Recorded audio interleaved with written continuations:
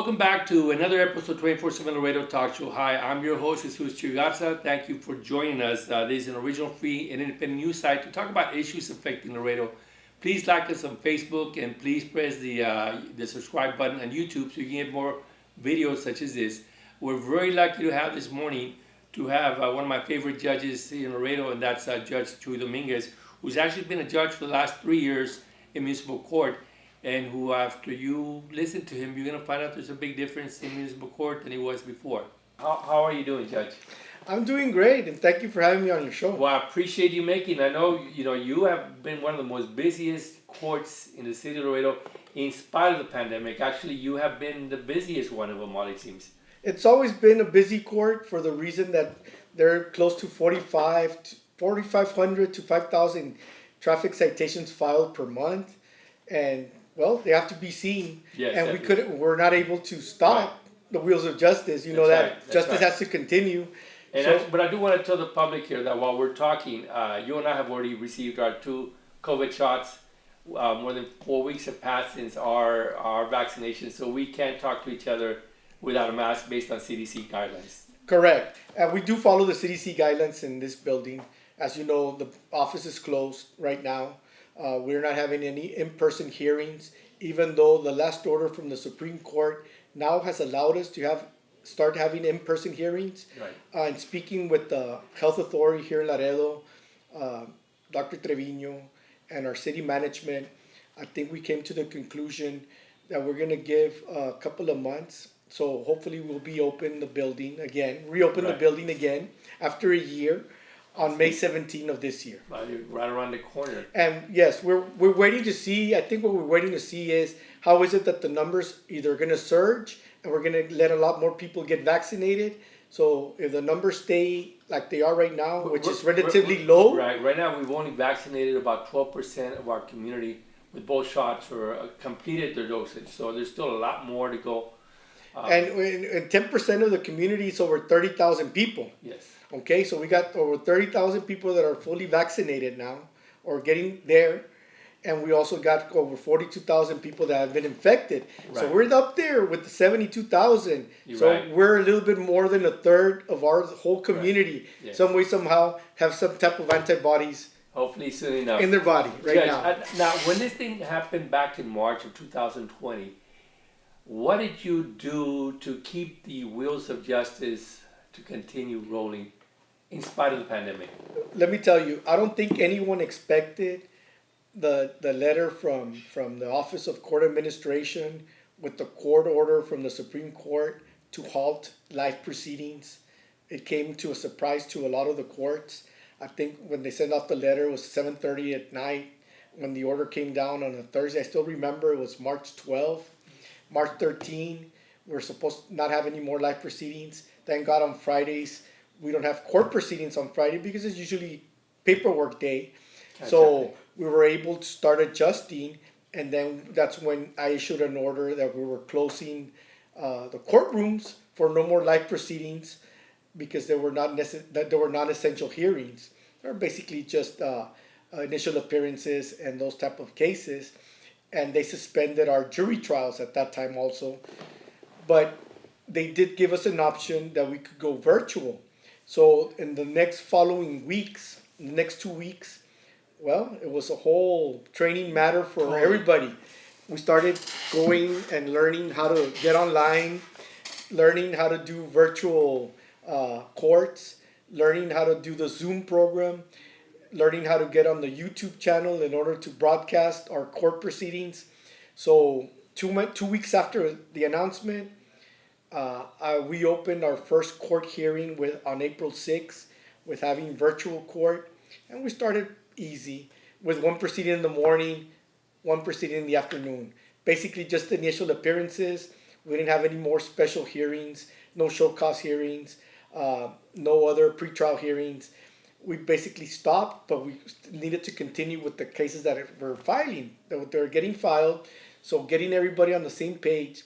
The police officers, when they were noticing people on citations, they were giving them the address of how to get on Zoom and make their appearance through Zoom, because the Supreme Court had ordered us to be accommodating to people that were especially vulnerable, and we didn't know what the vulnerability was. I think in March and April, everybody believed that they were vulnerable because of the news that were coming out of New York and everywhere else, where people were really dying because of COVID. And by the beginning of April, I think we had a few deaths, maybe like 3 or 4 here in Laredo. Yes. When it started. So it started getting real to us. So we needed to get down to the nitty gritty on how is it that we were going to be able to proceed. The whole city shut down. Remember, the city shut down in itself from seeing people in public or seeing people in person. The departments continue. So us, as being here in the court, part of the city, but we needed to continue working. So we started, like I said, with virtual hearings. Right now, if you tell me what happened since April 6th to March 20 or March 17 to today, we've seen a little bit over 19,000 people already in all the different settings of court that we've had. Then you're saying that once you switched, normally Laredoans switched with you. They transitioned with you as well. There was no pushing back from anyone in terms of making all these technological changes and judicial changes. And like it is, people need to get used to the new normalcy. And the new normal basically is seeing each other through different type of programs. We see each other through the computer, through the phone. We made it so easy that we text you our court setting. So right now, people are getting, when you give your It's as ticket. if you're getting a medical makeup Exactly. appointment. It's an appointment. And basically what it is you get a ticket and they ask you for your cell number. And there's a reason for it. The reason for it is because that's how we remind people of their court settings here. So we took advantage of that program we have here at the court where we give their settings through text. We'll give it to you a few days before. A couple of days before or the day before, you'll get a text with the court setting, and it'll have the link specifically to the website, specifically to the Zoom, through the Zoom meeting, that all you have to do is just click the link and you're in court. And all you have to do is provide your information to the clerk's office, like if you were here in person, and they'll pull the file and they'll get it ready for me. They'll put it on my bench, ready to go. So the faster you're able to provide the documents and the evidence that you want to show me in court to the clerks, we have 5 clerks talking to the people as they're checking in. So we start checking in people like at that 9 a.m. docket. It's sort of like a virtual waiting room. Exactly. It's like if you're coming to court, but instead of reporting with the clerk when you check in, you're basically checking in virtually in a waiting room, and you give them your information, which is private because it's only the clerk listening to it or viewing it because it's through the chat dialogue, and they pull the file and then they put you in line. So the faster you're able to provide the information, well, you'll be one of the first ones in line. So now, when we open up the chat or we open up the courtroom at 8:45, people sign in. I take the bench around 9:15, 9:10, give some people the opportunity to sign in and come in. So by the time we do a session of 45 or 60 people, we usually go through it in an hour and 15 minutes or an hour and a half, and we're able to see all these people. Believe me, trial and error. It was a work in progress. But obviously, Judge, it worked because you have, like you said, over 19,000 people have gone through your system. That is more than I can just guarantee you that the local judicial system did not handle 19,000 cases. You were the most busiest court in the city of Laredo, and by far probably in South Texas outside San Antonio, Houston, or Corpus. And believe me, it's very different. All the courts have different plans and different models of what to follow.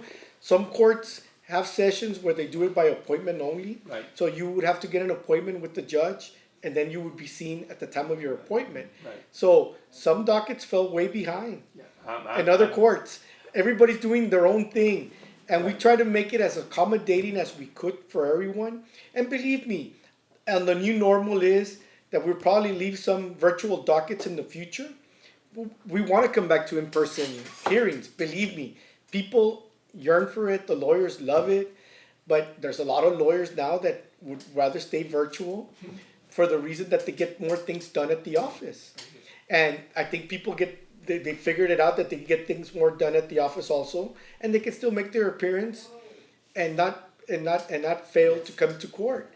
So Believe Well, me. I think that it's something that's here to stay. This process seems to be transforming the judicial system, and this system that you have here in municipal court may end up being the role model that's going to be used by future judges in South Texas. The silver lining for COVID, if you would ask me, is that we've come a long way to be very computer friendly with our constituents, with the stakeholders, with the taxpayers, with anybody that needs to appear here in court. We made it so easy for them.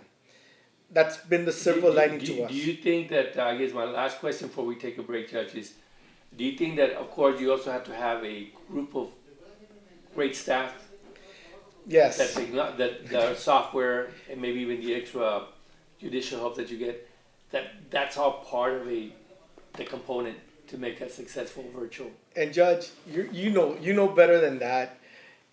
Knowing being in this business, you're only as strong as your weakest link. So at the end of the day, if you have a good team and you're able to support the good team and you're able to bring out the best of people for them to provide that service. Remember, we're customer service oriented. This court has always been customer service oriented. We don't want you to spend time from your busy schedule and from your loved ones, especially during the pandemic. We don't want to get you away from the safety of your home or the safety of your office or the safety of your car. That's right. That's right. Well, thank you, Judge. We're going to take a short break and we'll be right back with Judge Chuy Dominguez to tell us about how virtual court actually works.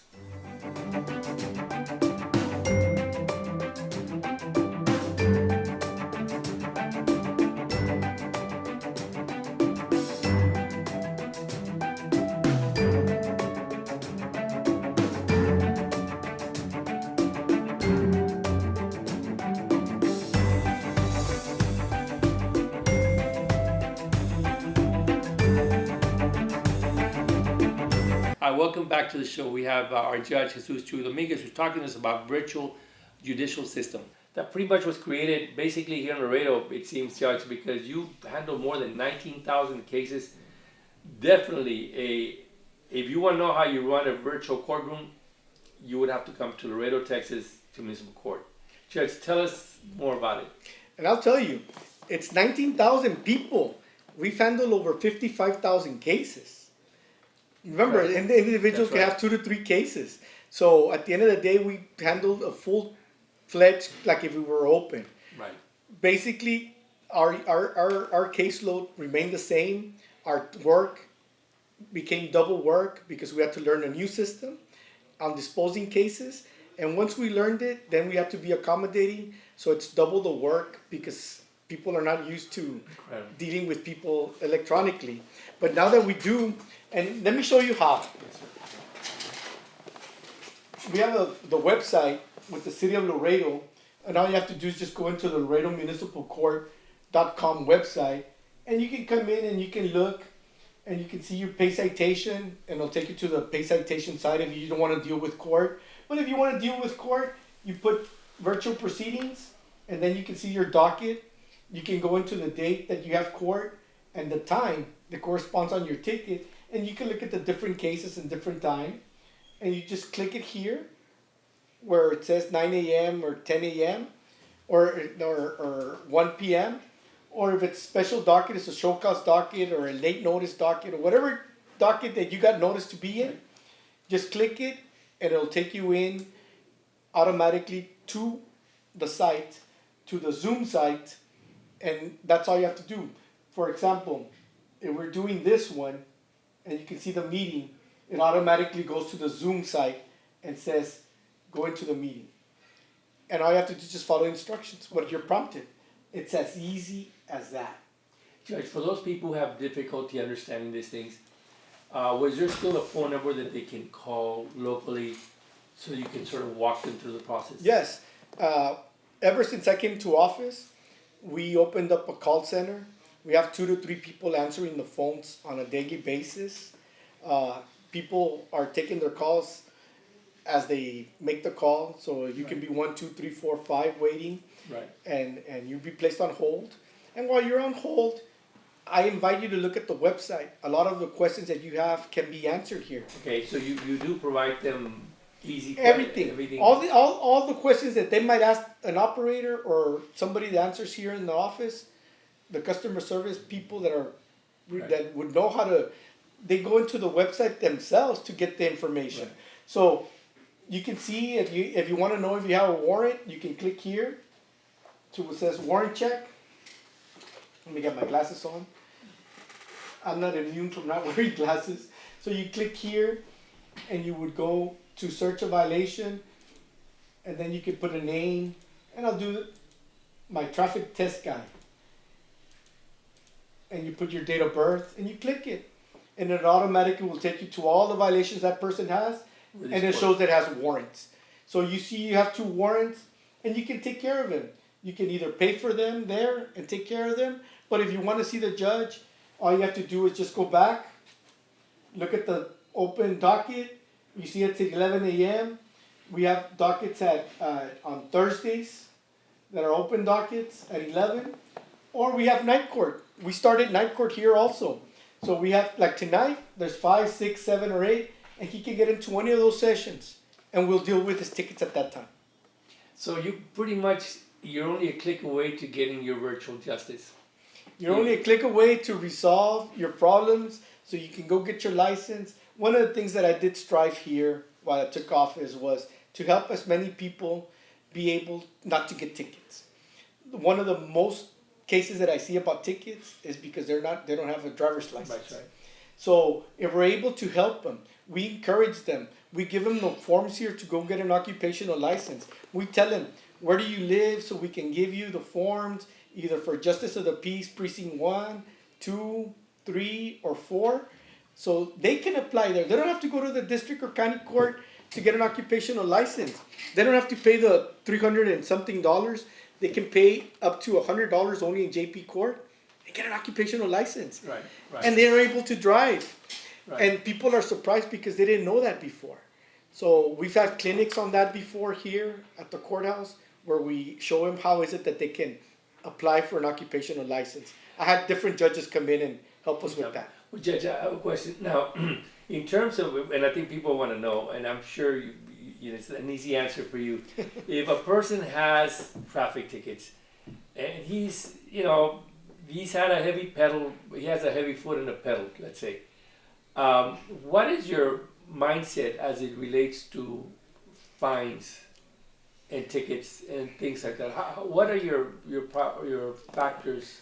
We'll do a lot of things, and we can't give opinions on cases that might come before us, and you know that. But for the most part, we'll give you your day in court. We'll listen to your story. We can help you with your story. Find it credible. Find you that it's genuine. Find you that you want to If you're ask the sincere help, and you're credible. and you're asking for help, believe me, we will give it to you. However, there's people that you can look by the record and they can come in and they tell you the same song and dance every time. I'm not going to do it anymore, Judge. I'm not going to do it anymore. But you see the repetition. But if I'm one of those first timers, do I have to pay the fine up front? There's a lot of things you can do. As you can see, you can ask for, in the frequently asked questions when you get the ticket, you can ask questions. How can I dispose of my case? I received a citation. How do I appear in court? And we show you. We give you the answer here. I can appear on my scheduled date. What can I do? So the questions are pretty basic and I missed my court date. What do I do? And I'll give you the answers. They're all there They're all here. How to make payments. How to do virtual court. How to get a deferred disposition. And deferred disposition is the same thing as the big courts, but it's called deferred adjudication. I don't understand why the other judges don't follow your lead. Because you obviously have shown this is exactly what the public seems to want to have, information at their fingertips. The more we provide to them, the easier we make it for them, the easier it is for us. It's a lot of work to do all this. You need a great staff. Like I told you, you need a great team. The staff that we have here at the city, I commend them. They keep up with the work. Sometimes I feel bad because I feel like we overwork them, but at the end of the day, things need to get done. Yeah. So I told them in the beginning of my term, the more we do now, the better it is for everybody at the end.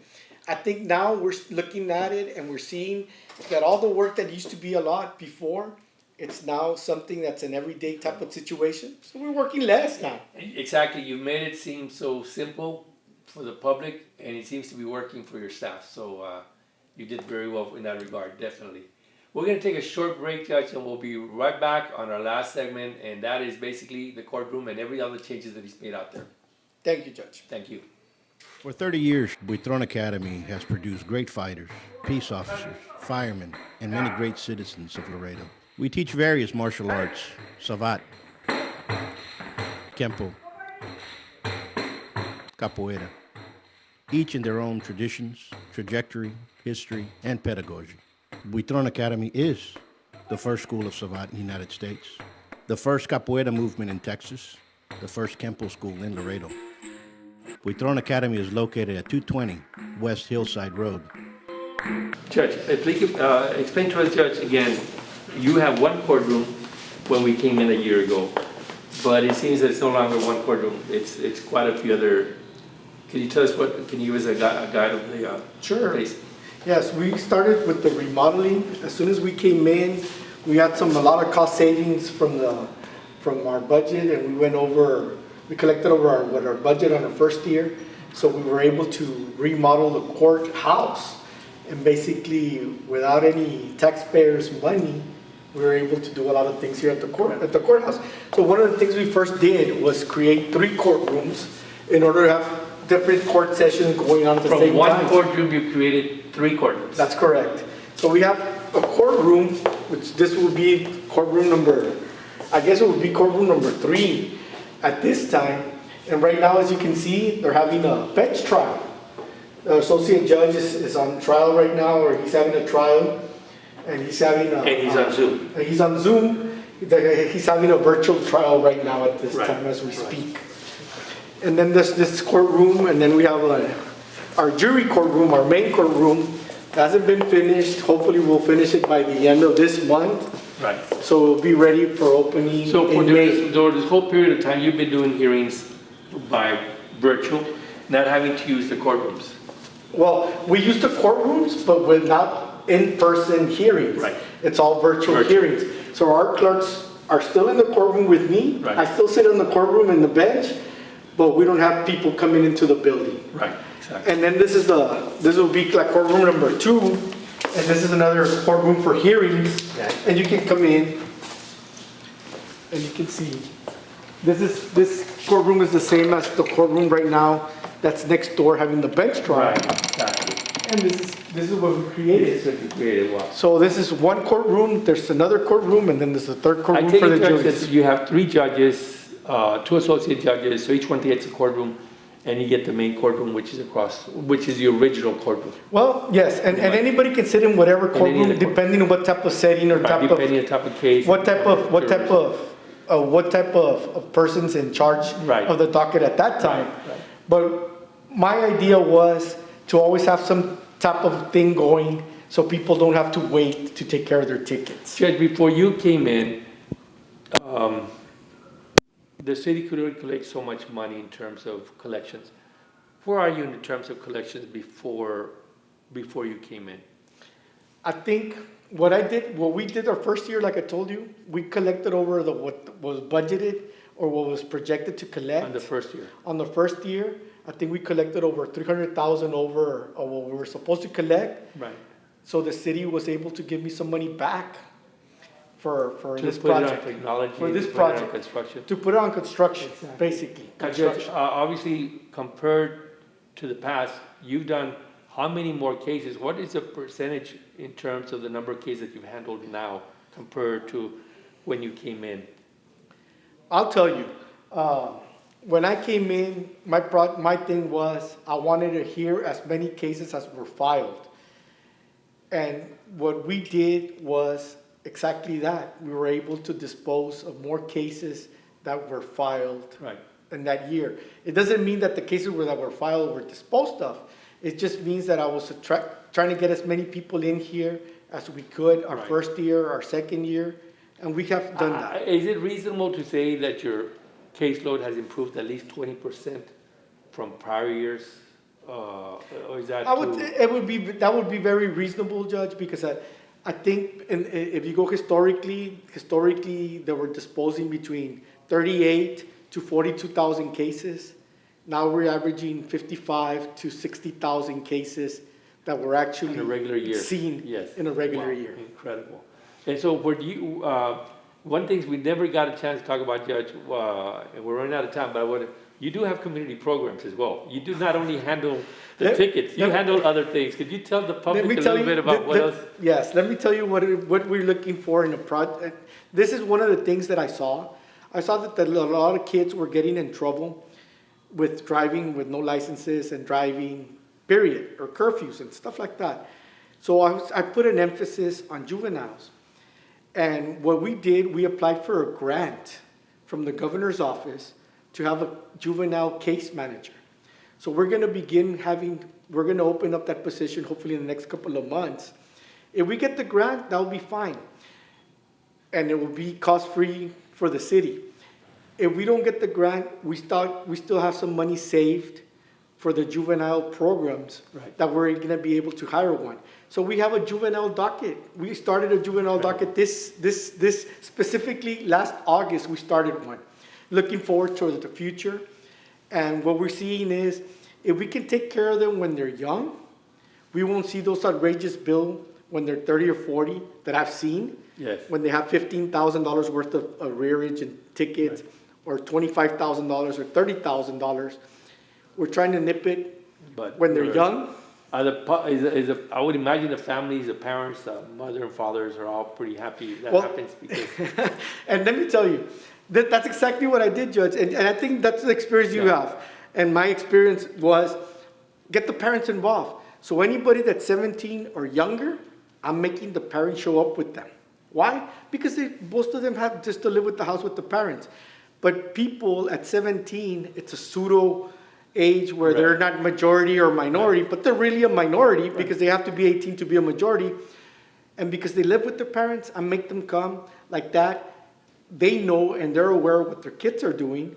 And like that, they help us and we help them be able to become a little bit more responsible and a better citizen. Wow. So we're working toward that also. Well, Judge, and community service, yes, we have community service as alternative sentencing. Right.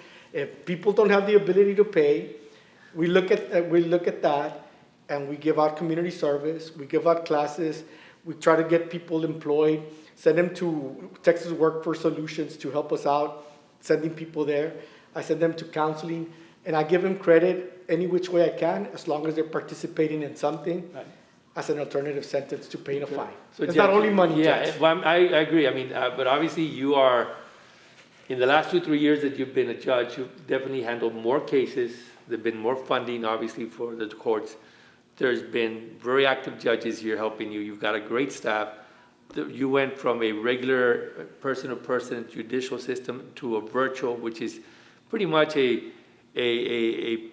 program that can be modeled all over the state of Texas. So you brought your game in and you took it all the way. It's been a game changer, believe me, and it's a work in progress.